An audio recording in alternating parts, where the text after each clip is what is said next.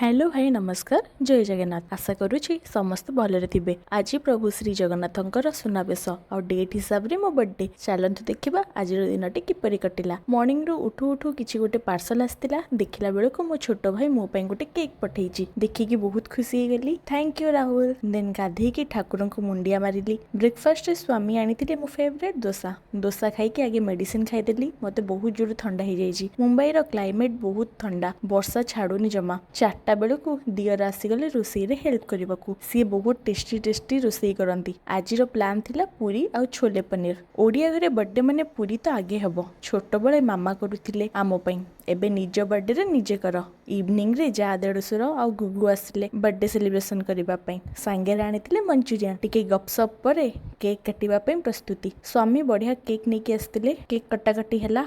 ए वर्ष बर्थडे मो पई बहुत स्पेशल थिला कारण एटा मोर फर्स्ट बर्थडे। आज मम राधा सह मिसिकी बर्थडे सेलिब्रेशन कलु। थैंक यू भगवान मो लाइफ रो सबुठु मूल्यवान गिफ्ट मते एथरो बर्थडे रे देथिबारु। देन राहुल पठेइतबा आइसक्रीम को काटिलु। बाय बाय देखा नेक्स्ट ब्लॉग रे।